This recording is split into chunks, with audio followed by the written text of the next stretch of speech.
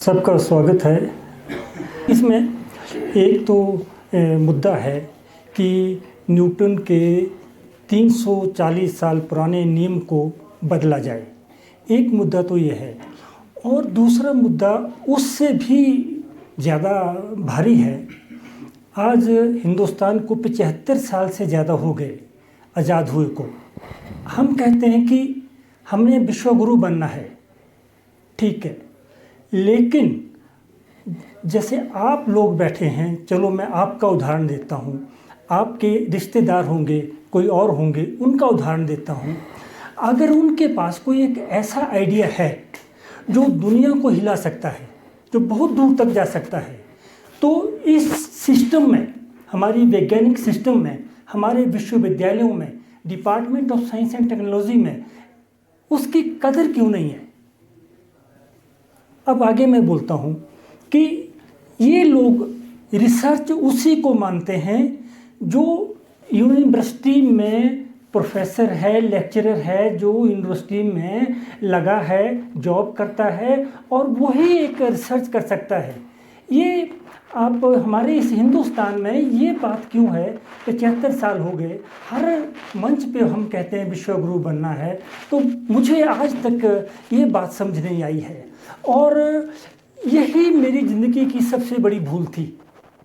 मैं ये सोचता था कि जब मैं हिंदुस्तान में कोई नया आइडिया दूंगा तो लोग उसको अप्रिशिएट करेंगे, और मैं सोचता था मेरे पास बाहर जाने के भी पूरे विकल्प मौजूद थे।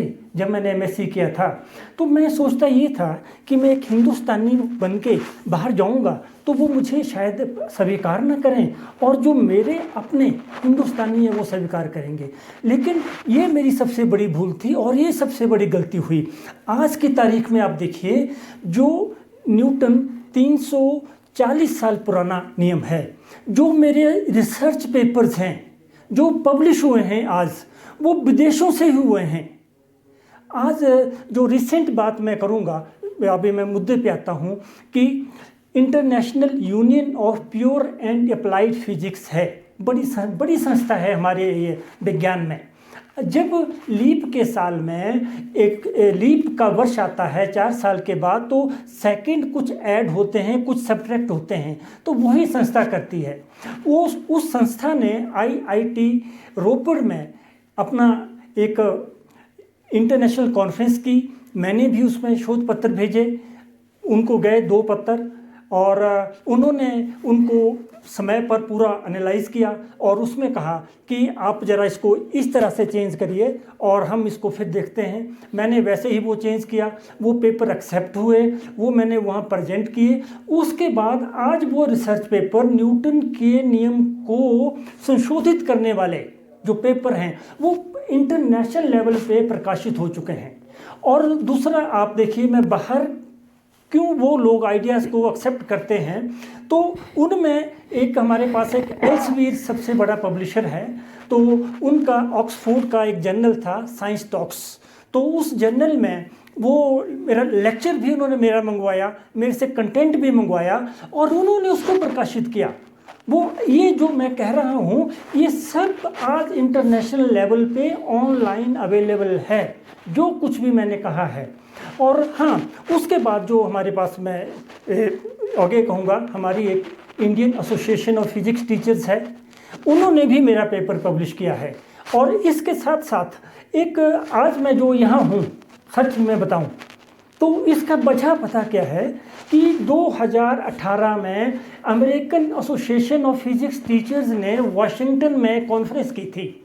उसमें न्यूटन के लॉ के ऊपर जो मेरे रिसर्च पेपर एक्सेप्ट हुआ था, मैंने वहाँ गया तो ओबियसली यहाँ से ऐसे कोई सुनने वाले तो थे भी नहीं। जहाँ जहाँ मैंने अप्लाई किया कहीं मिला नहीं, कोई रिस्पांस, कोई हेल्प कोई मिली नहीं।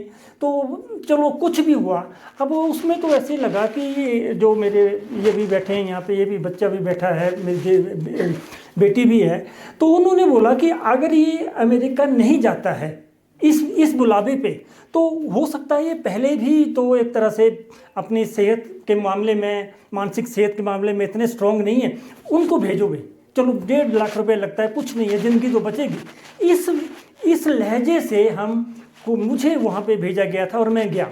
अच्छा, वहाँ मैंने अपना शोध पत्र प्रस्तुत किया और उसमें मैंने क्या कहा, मेरे सबको लिया जी, जैसे ये देखिए एक गोल वस्तु है ये, और इसके साथ एक वस्तु इस शेप की है, और उसी के साथ एक वस्तु इस तरह की है, और उसी के साथ मान लो एक वस्तु इस तरह की है। ये सारा मैंने प्रपोजल उनको बताया।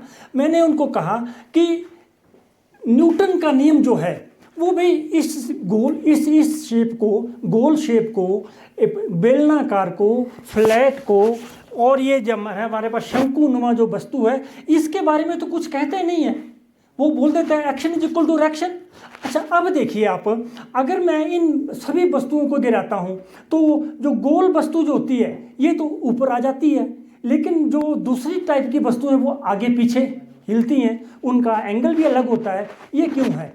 तो उस वैज्ञानिक ने मुझे कहा, अजय, अगर आप इन सब चीज़ों को प्रयोगों से दर्शा सकें तो हो सकता है भारत को नोबेल प्राइज़ मिले।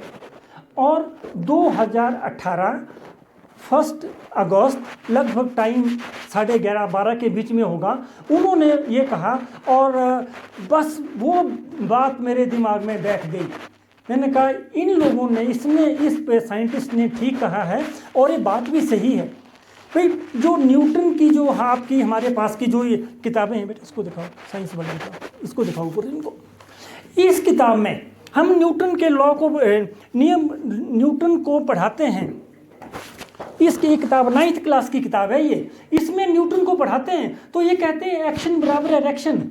वो गोल वस्तु तो ऊपर आ जाती है, ठीक है, एक गोल वस्तु यहाँ फेंकी वापस आ गई, लेकिन ये बाकी जो आकारों की जो वस्तुएं हैं ये क्यों वापस नहीं आती? और हमारी साइंस में इस मुद्दे को क्यों नहीं स्टडी किया जा रहा है? तो क्या बात है कि न्यूटन को अधूरा छोड़ना? अगर वो न्यूटन अंग्रेज़ था, मान लो 1740 के आसपास वहाँ पे एक इंडस्ट्रियल रेवोल्यूशन हुई थी, उन्होंने रेलगाड़ी के, वो जो रेलगाड़ी उसका भी आविष्कार वहाँ पे हुआ था, दूसरे भी आविष्कार वहाँ पे हुए थे, और उन्होंने पूरी दुनिया में राज किया था। तो क्या हम उस देश के वैज्ञानिक को एक क्षमादान दे दें? तो उसमें तो हम सोच भी नहीं सकते थे। आज तो भारत स्वतंत्र है, आज तो मैं यहाँ पे अपनी बातों को साफ ढंग से रख सकता हूँ। हो सकता है कि उस टाइम में अगर मैं कोई ऐसी बात कहता तो आप सोच भी नहीं सकते कि क्या स्थिति होती। तो यही मेरा एक मुद्दा है कि भाई जो वस्तु का आकार है उसको क्यों नहीं स्टडी किया गया है, और इसके बारे में जो थोड़ी बहुत स्टडी हुई है वो पूरी तरह ही अनएडुकेट है। और इन्हीं सब चीज़ों को मैंने अपने रिसर्च पेपर्स में बिल्कुल सिस्टेमेटिक ढंग से हर जगह को भेजा। अब 2000 के बाद तो कंप्यूटर भी आ गए थे, तो मैंने फिर कंप्यूटर आने के बाद तो ऐसा ईमेल आ गई। तो अगर मेरे को यहाँ पर मान लो आसपास कहीं किसी को मेरी शक्ल अच्छी नहीं लगती है, या किसी की अपनी कोई बात है जो वो कोई और वजह से उसको अप्रिशिएट नहीं करता है, तो भाई मैं बाहर को भेज के उसको अप्रिशिएट करवा लूँगा। तो मेरा अब ये जो शोध कार्य है ये मेरे नाम पे रजिस्टर्ड है। जैसे ज़मीन की रजिस्ट्री होती है, रजिस्ट्री के बाद उसका इंतकाल होता है, इंतकाल के बाद उस पर नक्शा पास होता है, नक्शा पास होने के बाद उसमें जैसे हम एक बिल्डिंग स्ट्रक्चर खड़ा कर देते हैं, वो भाई स्ट्रक्चर मैंने पूरा खड़ा कर दिया है, वो मेरे नाम पे है, इसको कुछ नहीं, मेरे नाम पे नहीं, हिंदुस्तान के नाम पे है वो। और मैं सिर्फ सरकार से यही एक दरख्वास्त कर रहा था, भाई 20-25 लाख इसमें जो हैं वो खर्च आएगा प्रयोगों का, तो भाई आप दे दीजिए, मैं विश्वविद्यालय में जाऊं। सच्ची बात है, मैं सच बोल रहा हूँ। वो कहते हैं जी कि इस तरह के बारे में हम तो स्टडी नहीं करते हैं, कि न्यूटन के बारे में, न्यूटन तो भाई 300 साल पहले चला गया है, अब न्यूटन के बारे में हम कोई, हमारे पास ये नहीं है, मेरे पास लिखित में है ये। हमारे बहुत अच्छी बात है, एक माननीय वाइस चांसलर साहब हैं, उनको भी मैंने बार बार कांटेक्ट किया है, उनको जो मेरे अप्रूव्ड पेपर थे और जो प्रपोजल थी उनको भेजी है मैंने कहा सर, महावीर सर हैं वो, और आप इसको देखिए, अब देखते हैं वो उस पेपर कहाँ आगे को ले जाते हैं। तो मेरा यही एक बात है, और मैं संक्षेप में आगे यही कहूँगा भाई, आप लोगों से भी मैं यही कहूँगा, जो हमारे सोसाइटी के मूर्धन्य लोग हैं उनसे भी मैं यही कहूँगा, जो हमारे मुख्यमंत्री जी हैं उनसे भी मैं यही कहूँगा, जो हमारे प्रधानमंत्री जी हैं उनसे भी मैं ये कहूँगा कि सर ये देखिए मेरा पूरा काम है, आप इसको आगे क्यों नहीं बढ़ाते? अगर ये आगे काम बढ़ता है तो जैसे पूरी दुनिया में न्यूटन को पढ़ाया जाता है तो न्यूटन के साथ इसको भी पढ़ाया जाएगा, तो क्या हिंदुस्तान आगे नहीं बढ़ेगा? क्या इससे वो जो एक विश्व गुरु हम बार बार कहते हैं, क्या वो भी नहीं हो पाएगा? और सच्ची बात है, जब मैं घर से चला था तो बहुत ही इमोशनल भी था कि भाई मैंने 19 साल में ये काम शुरू किया था, अब चलते चलते मैं आज 63 तक भी पहुंच गया हूं, और मुझे पता नहीं है कि भाई मैं अगली प्रेस कॉन्फ्रेंस इस ढंग से आपको एड्रेस कर पाऊंगा कि नहीं कर पाऊंगा, लेकिन फिर भी एक हौसला रखना चाहिए, पॉजिटिव रहना चाहिए। अगर आप कोई अच्छा काम करते हैं, सूनर और लेटर वो आगे आगे ना अप्रिशिएट होता है। और एक बात बीच में चली गई कि मैंने माननीय प्रधानमंत्री जी को भी इसके बारे में लिखा था पत्र, ये है जनवरी की बात। तो जनवरी में उन्होंने ये एक बेंगलोर में हमारा सबसे बड़ा साइंस का संस्थान है उसको भी भेजा था। उसका जो रिजल्ट था, उनका जो रिपोर्ट थी वो बहुत जल्दी आ गई थी। मैंने उस पूरी पत्र को, उनके जो रिपोर्ट थी उसको आगे एक्सप्लेन किया और उसका जवाब दिया।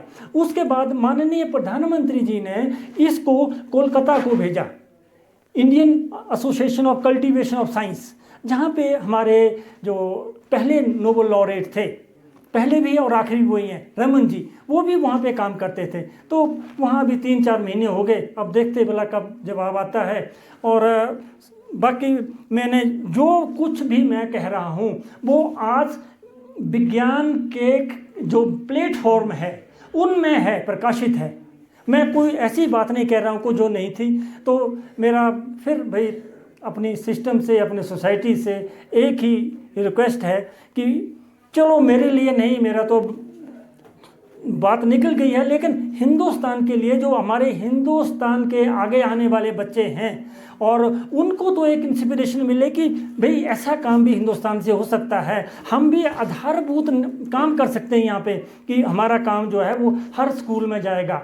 और ये एक बात इसी की नहीं है, और भी फील्ड्स में इस तरह के कोई टैलेंटेड आदमी होंगे तो भाई उनको भी आगे लाओ। और एक बात सच में आपको बताऊं कि जब ये जो इस तरह का जो लीग से हटकर काम होता है वो विश्वविद्यालयों से नहीं होता।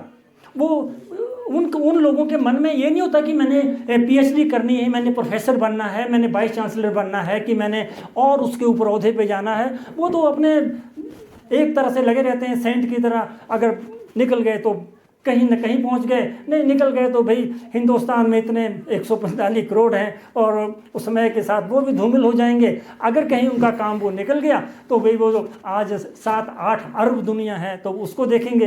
तो मेरी आपसे यही सबमिशन थी कि ये सोसाइटी में, हमारी सरकार में और हमारे प्रधानमंत्री जी के पास अगर आप इस बात को पहुँचा सकते हैं तो मैं आपका धन्यवादी हूँगा। Thank you very much for coming. आपने जो पत्र लिखे थे उसका कोई रिप्लाई नहीं आया आपको? सर, जो माननीय प्रधानमंत्री जी ने जो उनको जो मैंने लिखा था, उनका सर एक ग्रीवेंसी सेल है, उसके थ्रू इन्होंने 15-20 दिन में वो बेंगलोर को भेजा। सर उसका जवाब आ गया पूरा। सर उसके बाद जो मैंने उसका जवाब दिया, फिर मैंने उनको रिक्वेस्ट की, मैंने कहा सर ये जो उन्होंने कहा है मैंने उसको एक्सप्लेन कर दिया है।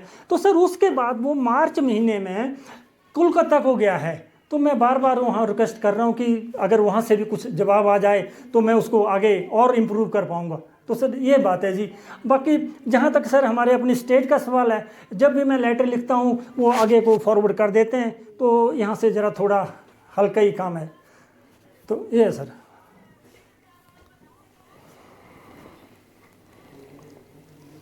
वर्तमान की बात करें, आप प्रदेश सरकार से थोड़े से लग रहा है कि यहाँ कुछ उम्मीद नहीं हो पा रही है। क्या आप कभी मिले, आपने पत्र तो लिखा पर मुख्यमंत्री से या कभी किसी मंत्री से मिले? सर जब भी मैं पत्र लिख, ओके ठीक मैम, जब भी मैं लेटर लिखता हूँ माननीय मुख्यमंत्री जी को या चीफ सेक्रेटरी जी को या बाकी सेक्रेटरीज को, वो बोलते हैं कि हमने आपका कार्य जो है वो आगे भेज दिया है। मैं सच मैं बोलूँगा, मैं पर्सनली नहीं मिला, मैं अपने काम में लगा रहता हूँ। हाँ, अब यही काम बच गया तो मैं देख रहा था थोड़ा सा एक बार आप लोगों से बात कर लूँ, फिर उनसे भी मिलूँगा। धन्यवाद सजेशन के लिए।